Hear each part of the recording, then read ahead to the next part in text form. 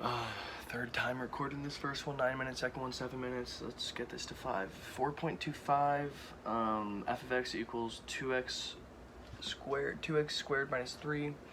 And then our range is 0 to 2. For this problem, we're going to be using the mean value theorem and the antiderivative equation. So first off, I input our f of x and our b and a values.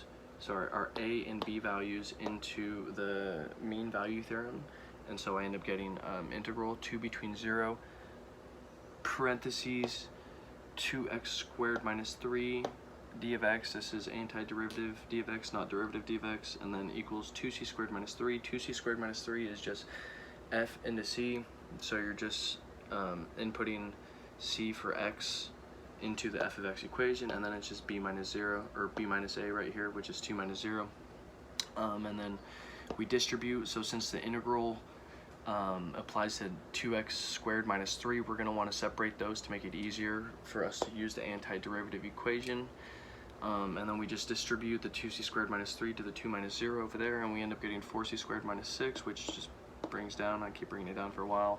And then so my next step is, now that we have the x values isolated, or the two different terms isolated, we now want to move the constants outside of the parentheses in order to make the antiderivative equation easier to use. And so when we move, so one thing that I gotta point out too is, when we take the derivative of something, we're taking away an x. When we do the antiderivative, we're going to be giving it an x. And so in that sense, whenever there's, if it's 3x to the, if it's just 3x and we take the derivative of it, we're going to just get 3. And the thing is, we're not getting 3 and a 0, we're getting a 3 and a 1, and the 1 comes from x to the 0, so there's still that x to the 0 there, it just turns to 1. And so what we have to remember is that whenever there's a constant without an x value, there's still an imaginary x value that equals to 1, and that's why we don't see it pop up. And so now what I'm doing is I'm moving the constants outside of the parentheses in front of the integrals, and I am isolating our x values. So we have x squared and x to the 0 right here, still bringing down the 4c squared minus 6. And then so our next step is to input our x squared and x to the 0 into the antiderivative equation. And all you have to know is that x, or the x value, and then whatever the exponent is going to be your a value. And so for x squared, it's x squared plus 1, x squared plus 1, the equation up here. I mean, I wrote it down right here. And then in the denominator, 2 plus 1, and then same for the second part, x to the 0 is just going to be x to the 0 plus 1, divided by 0 plus 1. And then, so this is what we end up getting. Still with the constants on the outside, we end up getting x cubed divided by 3 and x to the 1 divided by 1, still bringing down the 4c squared minus 6. So then what I do is I redistribute the integral to the two x terms, and so now we have integral 2 between 0 parentheses 2x cubed divided by 3 minus 3x to the 1 divided by 1 equals 4c squared minus 6. And so the reason I do that is because now we're going to take the integral of this new equation that we have right here. Sorry, I'm probably blocking it with my hand. And so we're going to be taking the integral of this new equation that we have right here. And so the next step right here is us taking the integral. So what I know for the integral is that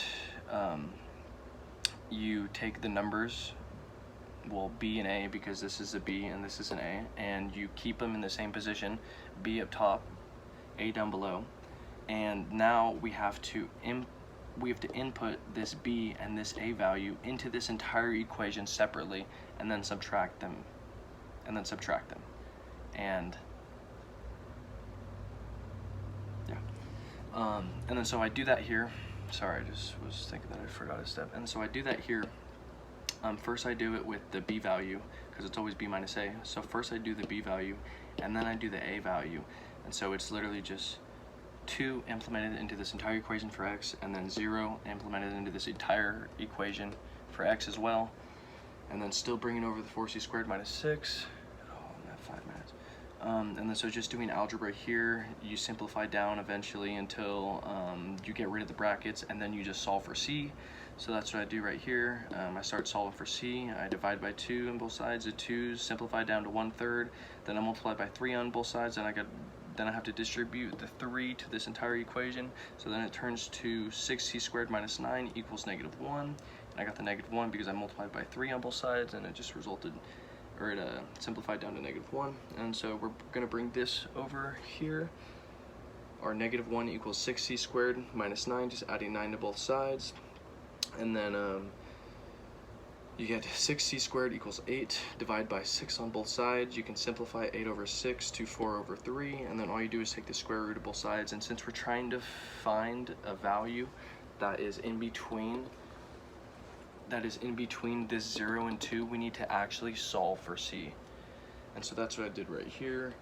I end up getting c equals 2 divided by square root 3. Square root 3 is like 1.73, and then I just divide 2 by 1.73, and then c equals 1.15, which is in between the points that we were given. So yes, it does work.